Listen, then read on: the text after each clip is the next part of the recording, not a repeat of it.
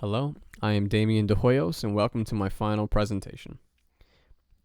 For the sake of having a real visual experience, imagine you were walking through the Getty Museum, and you stumble upon this. This is a portrait of an old man dating back to 25 B.C.E. The piece is very well sculpted. Although made of marble rock, the texture appears to be skin-like and soft.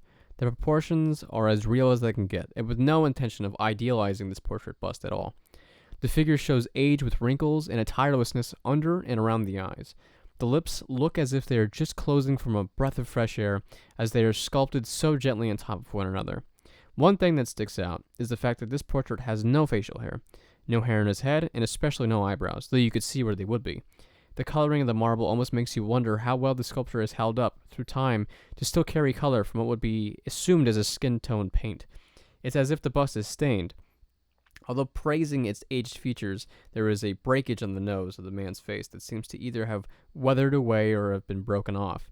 Keep in mind, the reason why it was made like this was to drift away from classical idealism and to show a realness to humanity, thereby embracing actual features the model may have had, manifesting its personality. I think to myself that this portrait exudes wisdom and experience. I'm sure he would have had a lot to say on the life he's lived.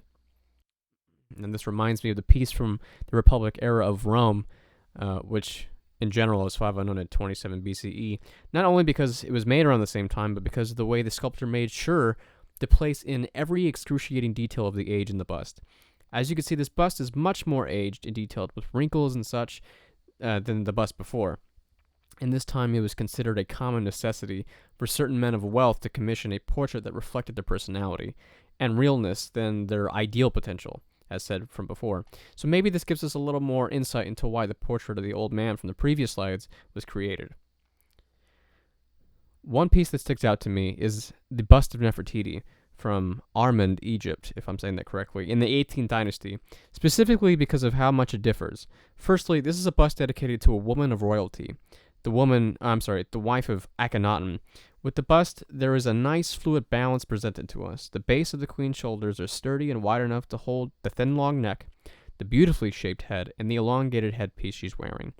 Easier to sculpt with limestone, the features are flawless and really highlight the queen's youth in comparison to the two older gentlemen from before.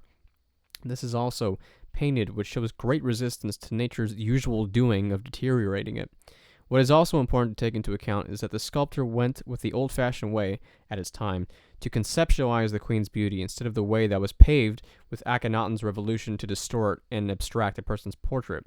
This harkens back to an artist making a decision to go against the grain and pull something from the past to present in the art, as was done with the older gentleman from before. One that is worth comparing to is something all the way from 2700 BCE, the statues of two worshippers from Square Temple of Ashuna, if I'm saying that correctly, in modern-day Iraq.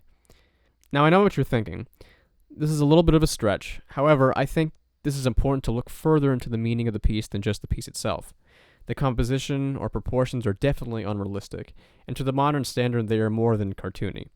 The smoothness of the shell and limestone give the impression that they were easier to make and a lot softer than the other materials. And I don't know if you could tell, but these are actually very small. If anything, if I could hold it in my hand like a Barbie doll, maybe even smaller than that, like a Polly Pocket. One thing that could be the most outrageous are the couple's eyes. They are much bigger than proportional size and are abstracted for a reason. There is always a reason for specific detail. And just like how the older gentleman busts reflected wise and old personalities, this one reflected the importance of sight. In the textbook, it says, the oversized eyes probably symbolize the perpetual wakefulness of these substitute worshippers offering prayers to the deity. As if the eyes, being larger than usual, have a purpose more than just sight, but in what they are seeing, which is in this case is God and the divine. The importance of being faithful and to see the light, which I'm sure they've never said, but I'm sure they thought something similar. In total, the main similarities between all three pieces is either an artist's decision to grab a past art style to create a bust, or to overemphasize a feature to manifest a greater meaning in usually a realistic or abstract concept. Thank you guys for watching.